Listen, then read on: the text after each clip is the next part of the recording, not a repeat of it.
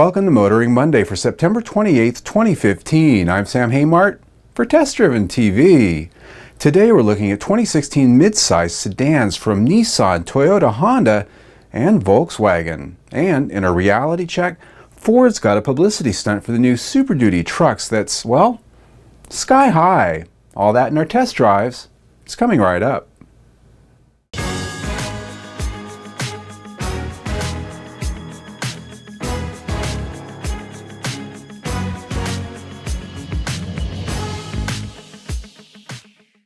All new just 3 years ago, Nissan gave their popular Altima sedan a significant boost in style, features, and performance for 2016.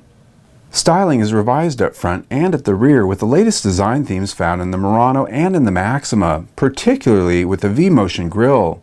This comes with a new front fascia, fenders, and more angular headlights.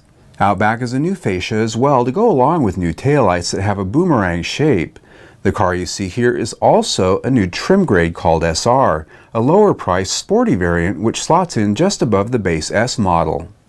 Available with both a 2.5-liter 4-cylinder as well as a 3.5-liter V6, the SR trim gets visuals like smoked headlights, daytime running lights, fog lights, and a rear spoiler. Special 18-inch alloy wheels and a more aggressive suspension come as well. The interior gets some updates too, starting with a new center console and center stack design which Nissan says is easier to live with. A standard 5-inch color display audio system now comes with a backup camera on lower trims, with a 7-inch top-end system with navigation on upper trims. Engines remain the same sizes, but a lot of tweaking brings an extra mile per gallon for the 2.5-liter 4-cylinder, which should now achieve 39 mpg highway. Fuel economy for the 270 horsepower 3.5-liter V6 should now be 32 mpg highway. All this is afforded by the now venerable constantly variable transmission people either love or hate. This year it gets a new calibration to make it feel even more like a traditional transmission that shifts. That's great and all, but why not just give us one? Okay, so I put some opinion in there. Fact of the matter is, I've just never been a fan of the CVT. That said, the 2016 Nissan Altima, for the rest of you who don't care about it, arrives at dealerships very soon with pricing to come closer to that time.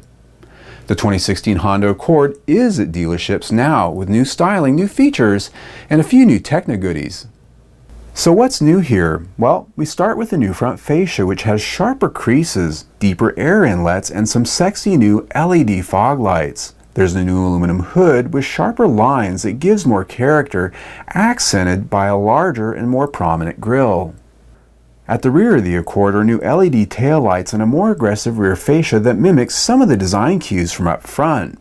There's new wheel designs across the lineup, including the first ever 19-inch wheels on the top-end sport and touring models. The interior gets a healthy dose of new technology that includes an upgraded 7-inch display audio system that can now be had with both Apple CarPlay and Android Auto. The new smartphone pairing platforms will offer an expanded array of features and connectivity from the very people who already know what they're doing. Honda also upgraded the cabin with available 60/40 split folding rear seats, though it's still amazing to me that such a feature is new in this day and age, let alone still an option. There's also heated rear seats, rain-sensing wipers, and parking assist now available.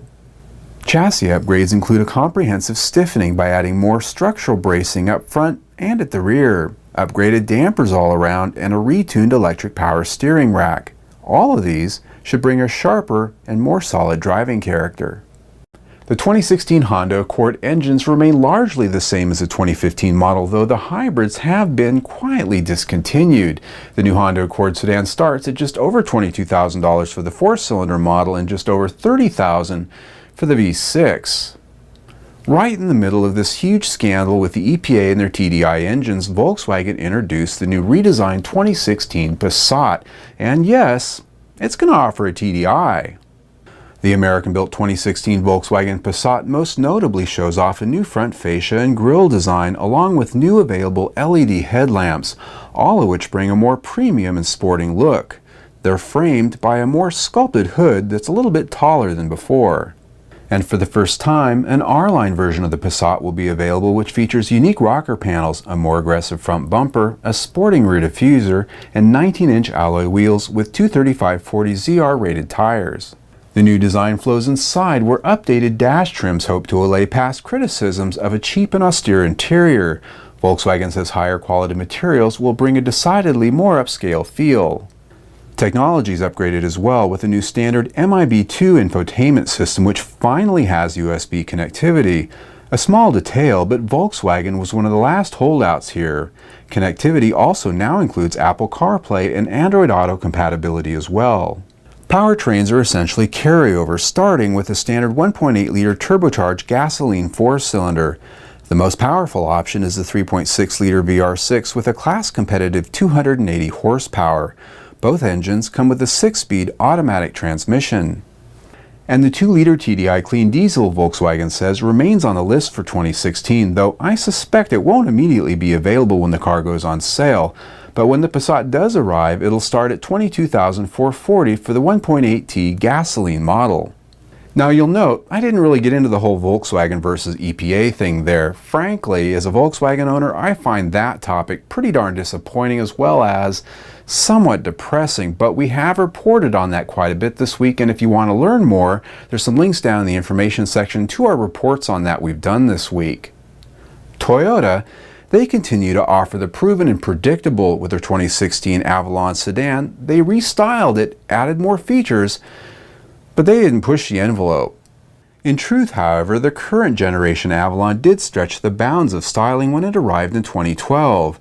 Toyota sought after younger buyers with bolder styling, and they've arguably succeeded. So this midlife refresh is a mild one. What you see is what you get, starting with a reshaped lower front grille, lower to the ground and tapering in more at the top. A new turn signal design integrated into the front fascia actually replaces the fog lights. At the rear, styling changes are limited to a new set of LED tail lamps and a new piece of chrome trim on the bumper. Wheel designs are updated across the line, however, and the one you're looking at here is the Touring model. It gets its own visuals like 18-inch dark gray alloy wheels, a more aggressive front fascia, redesigned LED headlights, and LED daytime running lights. The Touring model also gets a new suspension for 2016, which offers drivers a more responsive ride and handling character over the boulevard ride of other trims. Here, the steering is sharper, the ride firmer, and dampers a bit less compliant. Top trim grades also get new features inside, like revised premium wood grain trims and accent stitching. There's a new standard 7-inch Entune audio navigation and infotainment system, and the instrument cluster now has tire-specific readouts for the tire pressures. Powertrains are carried over from the current Avalon, which include a smooth 3.5-liter V6, which comes with a 6-speed automatic, as well as the hybrid, which has a 2.5-liter 4-cylinder engine and electric motors. The 2016 Toyota Avalon arrives at dealerships a little bit later this fall, with pricing to come closer to that time, though don't expect any big changes there. After all, Toyota's into that predictability.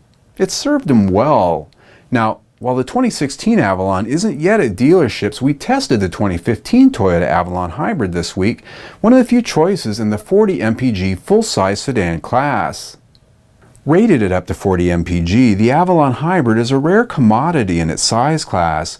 You can look at the Hyundai Sonata Hybrid or the Ford Fusion Hybrid, but they're technically a bit smaller.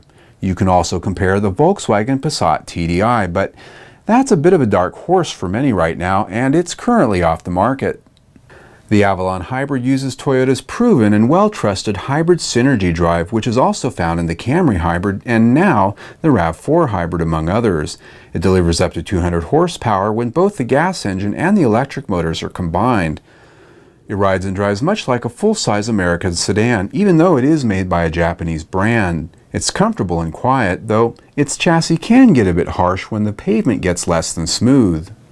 In our week with the Avalon Hybrid, we achieved 39 mpg on regular gasoline with the air conditioner on at all times. Not bad for a full-size sedan whose interior space compares to a vintage Lincoln Town Car. To see our full test drive review on the 2015 Toyota Avalon Hybrid, click on the link down below in the information section or log on to our website at testdriven.tv. In our reality check this week, those crazy truck guys have big cranes and circus acts once again to show us how tough they really are. Ford unveiled their new F-Series Super Duty pickup trucks at the Texas State Fair this week. The PR rollout of their new aluminum-bodied supertanker starts now and will tour the country over the coming year until they go on sale, which is in about a year from now. In the meantime, they're going to be showing us how tough the new trucks are, and central to the story are the all-new frames, which boast up to 95% high-strength steel and are up to 24 times stiffer than before. To illustrate its awesomeness, they put together this grandiose demonstration where they carefully string together an erector set of sorts which suspends several Ford pickup trucks in mid-air from a single Super Duty frame. There's no doubt this spectacle is carefully engineered with cable saddles and bracing such that there's no way a frame could fail for the show. While this looks really cool, it really doesn't prove a damn thing other than Ford has lots of marketing money set aside for this new truck. Sorry to be a skeptic, but you know, this is no different than a truck climbing a cinder block mountain or pulling the space shuttle or pulling its competitors out of the mud. It's all a dog and pony show. Red meat to the crowd. Now, it's time for a money shot where we take the hottest photo from this week's auto news and we show it to you. In the midst of Dieselgate and the rollout of new large-scale pickups, Toyota is quietly touring the land and showing off their next big idea, the three-wheeled, all-electric I-Road personal mobility device. Device? Well, I guess you really can't call it a car, can you?